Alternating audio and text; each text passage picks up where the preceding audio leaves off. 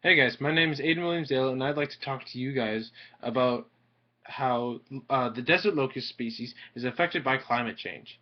Now, desert locusts are also known by the Latin name Biasciscocerca gregaria. Some features for an adult desert locust is the bronze exoskeleton, black blotches on its wings and on the rest of his body. Desert locusts range from North Africa, the Middle East, India, and China. Of all the species of grasshoppers and locust species, these guys are the most infamous vegetarians out of the whole family. Harmless when they're docile or alone. When they cluster into swarms, also known as plagues, they can cover over several hundred square kilometers and have at least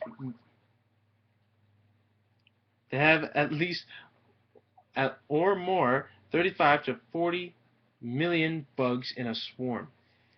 At its early stages in life, at its immature adult phase, one locust alone can eat its own weight of vegetation, which is 2 grams. But it may seem small, but approximately 1 ton of locusts can consume up to 2,500 people can eat in one day. Locusts primarily rely on damp, warm areas to breed and lay their eggs.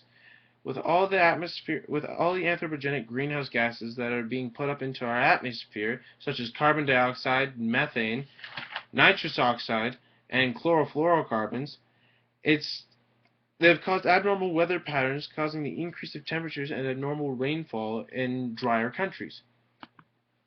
Now that may seem good and all, but the thing is, with the increased rainfalls and the increase of surface temperature, it's increasing the incubation of these desert locusts, and with that problem, it's having a huge effect on those countries that need to sell crops and food.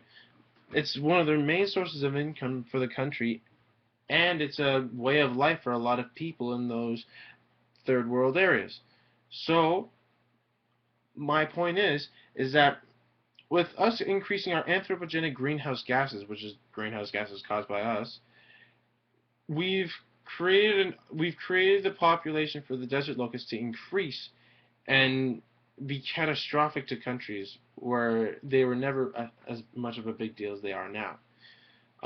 So why I'm bringing this up is because us as humans, we need to step up and solve the problem of our greenhouse emissions. So there's hundreds and thousands of different ways to solve this problem. Not all of us are billionaires or millionaires, and we can't create our own energy efficient power plants, but what we can do is on a smaller scale is do smaller, simpler things that could be great for the environment, for your local area, or just for the whole world. Such as uh, taking the bus, for instance. I mean, if thousands of hundreds of people took the bus more often, we wouldn't have to worry about as much car emissions. And if we rode our bikes to school or to work, or just to a friend's house instead of being driven by our parents or driving to work, we'd be decreasing our gas emissions. Another problem is, which is a huge problem, is the amount of methane that we've been releasing. We've been chopping down trees, which is our carbon sinks, which is taking in the carbon and using it to create oxygen. We're cutting down those trees to build cow farms, which is increasing the methane because one cow alone can create 150 pounds of manure a day. Now, imagine that, but multiply it by hundreds of thousands of farms that have hundreds of thousands of cows. So we're increasing our CO2 and methane intake into the atmosphere, which is heating up our Earth. So it's not just us little people that are causing effect, it's also huge industries. So in the end, as humans, since we started to ruin Earth, wouldn't you say that it's time that we started to fix it?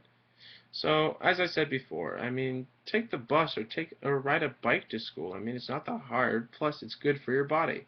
So, if you want to get healthy and you want to save the Earth, which is kind of killing two birds with one stone, I'd do it, and I'm starting to try it out myself. And honestly, it feels good in the end. So, have a nice day, guys. It's a pleasure talking to you, and I hope you guys enjoyed the video. So, see you guys later.